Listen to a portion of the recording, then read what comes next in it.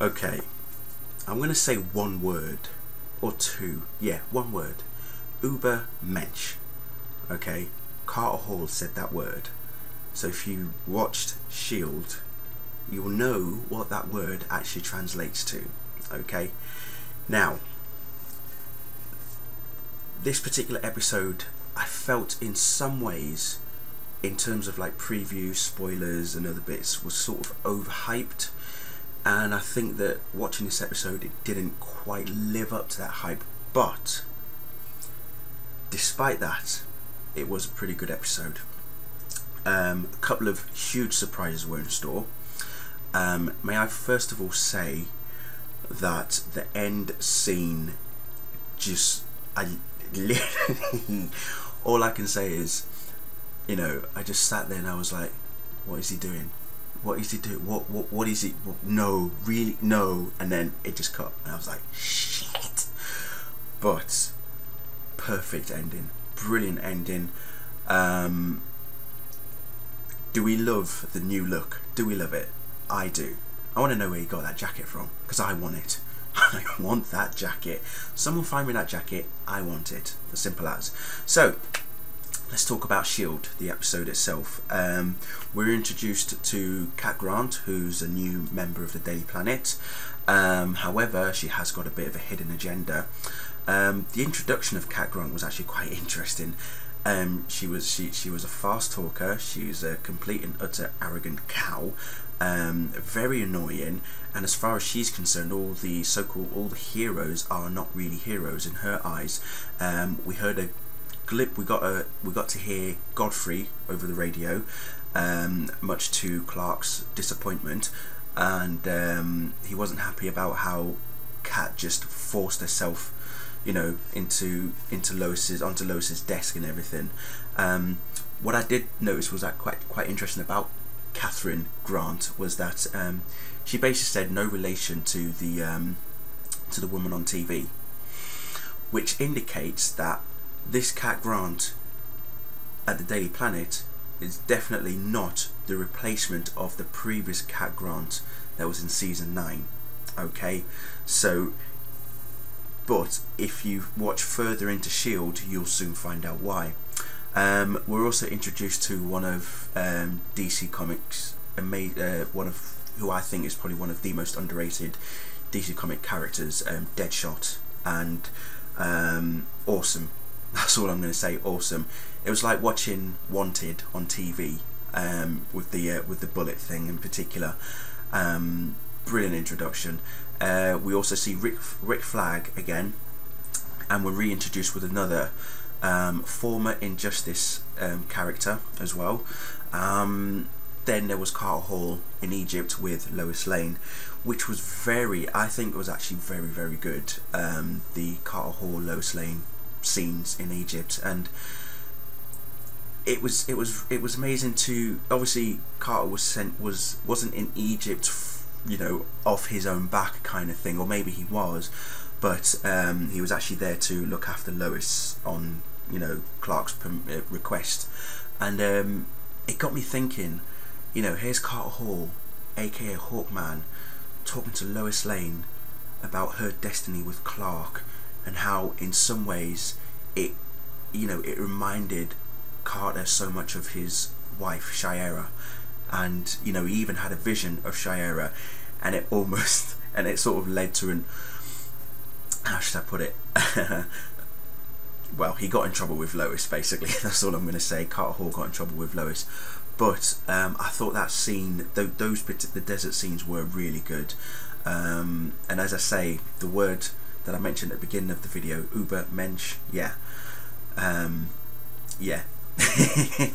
It does translate to a particular word that we're all very familiar with. I'm sure you probably know it anyway, so I'm not going to say what the word is, because you'll all know anyway. But seriously, most part for this episode was really good. Tess is starting to take on a more sort of Watchtower type role. But how gorgeous was she looking, by the way? Can I just say, Tess was looking amazingly fine tonight. Also, just on a side note, Kerry Lynn Pratt, who plays Cat Grant, yeah, I want to put her in a box and just take her home, because she's just got this cute face about her. I'm sorry, but she has. I want to put her in a box and take her home. Okay, that's all. Oliver going to look for Chloe. Yeah, I'm starting to get really, you know, I'm not liking the whole Chloe Oliver story anymore, because I think now it's starting to feel a bit forced. Now that Chloe has gone, you know, they're making Ollie look for her. It's sort of forced, you know. He mentions that she's his girlfriend, you know, the woman that he loves, kind of thing, and I'm thinking, it's got, you know, nah, it's not for me. Okay, I'm too used to the comics. I'm too used to Green Arrow and Black Canary being together. That's me. Okay, you know, that's what I'm used to. So the whole Oliver having to go after looking for Chloe kind of thing is, yeah, let's just skip it, please. You know, let's move on from that. But no, as I say, the big points for me in this episode, in particular with Deadshot, he has a method of tracking down his targets, and I have to say his methods are amazing. I mean, the character of Deadshot overall is just brilliant. You know, he's the kind of DC character that, you know, doesn't take orders as such. He kind of plays by his own rules, but one thing that I will tell you about Deadshot is he gets the job done. No matter how obscure, how difficult, how impossible, whatever is going to be in his way, he will get the job done. That's the beauty of Deadshot, and that's what I love about the character so much.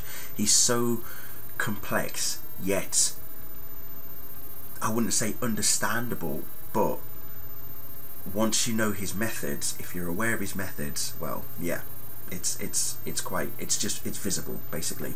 And the way that he tracked down Cat Grant as well was brilliant. And yeah, as I say, he gets the job done. But overall, definitely enjoyed this episode. I did also catch the preview for next week's episode, Supergirl, and yeah.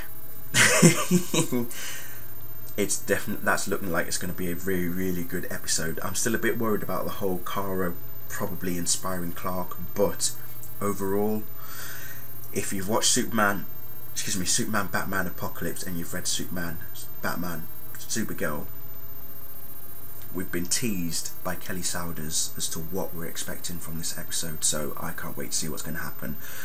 Incidentally, if you did watch it live, if you got the link, brilliant. Keep it to yourself. You know, don't tell me, because I did watch it live as well. Hence why I'm doing a review now. But you know, keep it to yourself, kind of thing.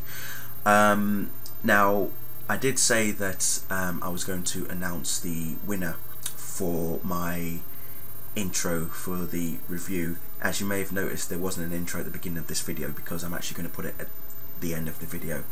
So without further ado, the winner for the intro for Smallville Season 10 reviews by myself is Kelsey Lynn 88, aka Kelsey Lynn, who I follow on Twitter, and she follows me as well. Hers was actually the last video that you saw of the entries that I put up yesterday, or the day before, I think. Yeah, yesterday. And yeah, I think hers is amazing. I mean, don't get me wrong, all the entries were brilliant, but for me, hers actually stood out, and it was pretty much what I was looking for, and I loved it, and that's why I'm going to be using that. So Kelsey, well done. You will be getting that Back to the Future t-shirt, by the way, so give us your address, please, and I can send that to you as soon as possible. The rest of you guys, well done. But as I say, it was difficult, but as I say, Kelsey's did stand out. So thank you, and enjoy the intro, and I'll see you next week. Good night.